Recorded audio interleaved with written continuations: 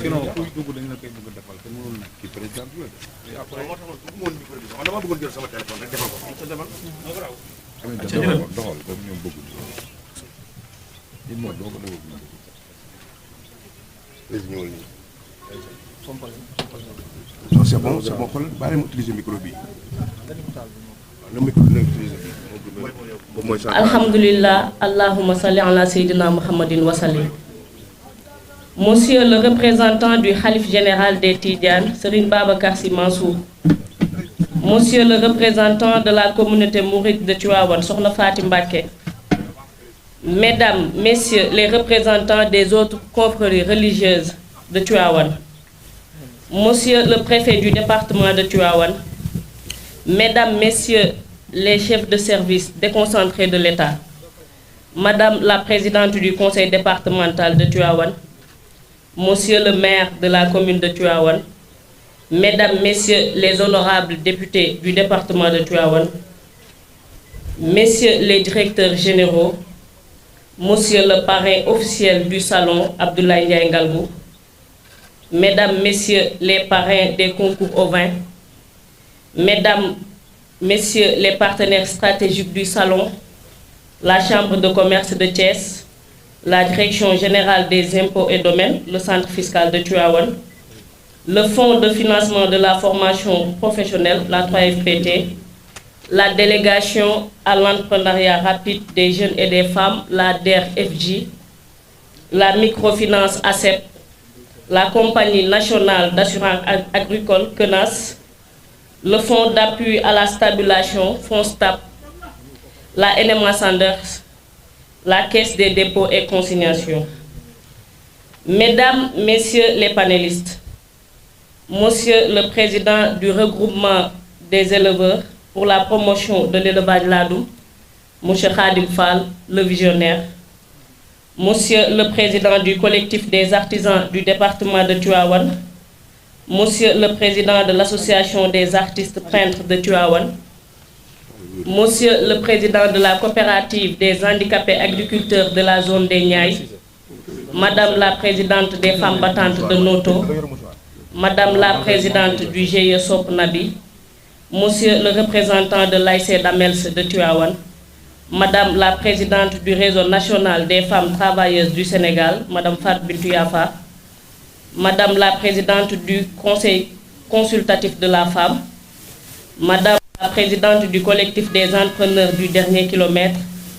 Mesdames, Messieurs les agents de la sécurité, Mesdames, Messieurs les agents de la presse locale et nationale, chers membres vaillants du réseau des entrepreneurs de Tivaouane, chers exposants, chers visiteurs, chers membres de la famille Mbaye à travers le diplomate Moustapha Sy Mbaye et ma mère, chers frères et sœurs, chers amis, bonjour. Cette 7e édition du Salon de l'élevage et de l'entrepreneuriat a pour thème central la formalisation et la formation des éleveurs, deux piliers essentiels pour une professionnalisation et une croissance continue du secteur. Ce thème a été scindé en 8 panels, dont la formalisation des entreprises, la formation et l'emploi dans le secteur de l'entrepreneuriat, le financement du secteur de l'élevage par les fonds publics, l'accès au financement via les institutions privées, l'intégration de la transformation animale dans la chaîne de valeur agricole et enfin du président de la Fédération nationale de la filière ovine, M. Aboukar. Le salon a accueilli 100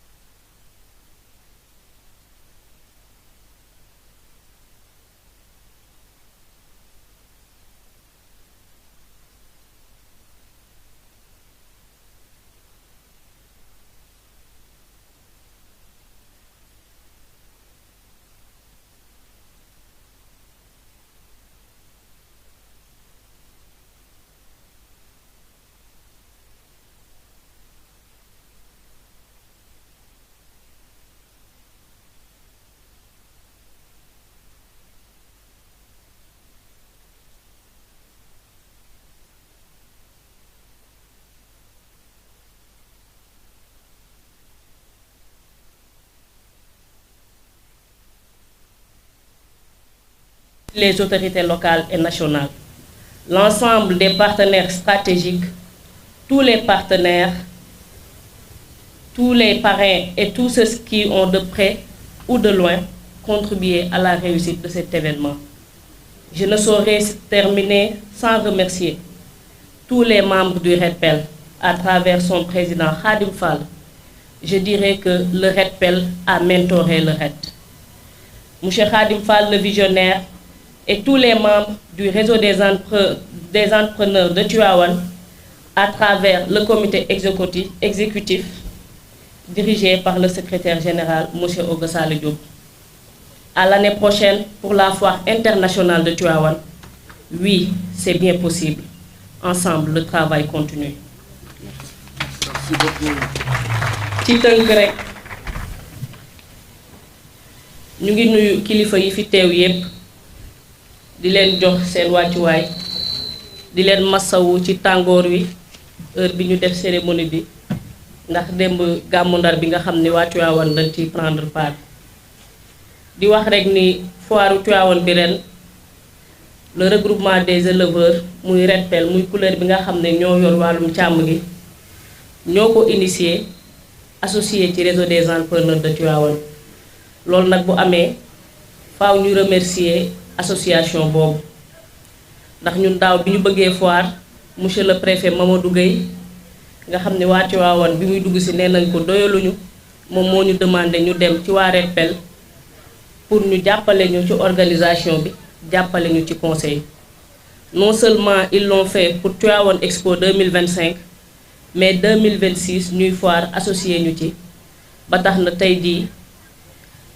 tous les yeux sont braqués vers Tivaouane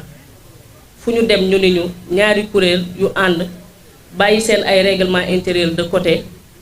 ànd pour jëmal lii tey Tivaouane doon na exemple te loolu suñu mag ñii di waa REDPEL xam ne ñooñu mag ci âge mag ñu ci association mais nangu ànd ak ñun ñoom ñoo ko waral ñu leen ciy remercier bu baax di remercier nag monsieur le préfet Mamadou Gueye nga xam ni que ça soit le RED wala REDPEL chaque instant dañuy dugg bureau di ko laaj conseil mu ne def leen lii ba xëy na tey mën na wax ne am na sentiment de satisfaction pour dem Kaolack ak jàmm incha allah ñu ko koy ñaanal mais bàyyi na Tivaouane loo xam ne même bu ko soree leer na ko ni ndaw ñi teg na leen ci yoon. di remercier nag les panélistes ndax ñenn ñi dañuy jóge ba Dakar ñiy jóge ba Thiès ñëw di sotti seen xam-xam ndax foire doonul loo xam ni jënd ak jaay la en tout cas bu dee REDPEL wala RED gisuñu foire pour jënd ak jaay mi am na ci solo waaye bëgg nañ ku ñëw ci foiru ren déwén booy ñëw sa entreprise yokku loolu moo tax ñuy def ay panel woo ay kàngam yoo xam ni dinañ mën a échanger ci 10 jours yi ak entrepreneurs yi pour mën a yokk seen xam-xam ñuy remercier nag ñépp ñu ci jàpp di remercier élément de sécurité bi di remercier les membres du REDPEL waaye tamit di remercier membres yi nga xam ne ñoo nekk ci réseau des entrepreneurs de Tivaouane lii ku ko gis di nga xam ne du liggéeyu benn nit du liggéeyu ñaari nit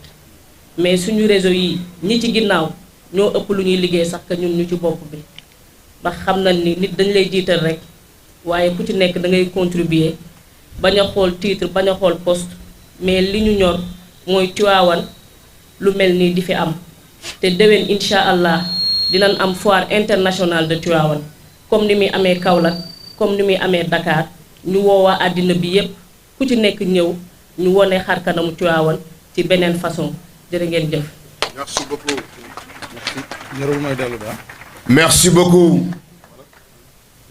Merci.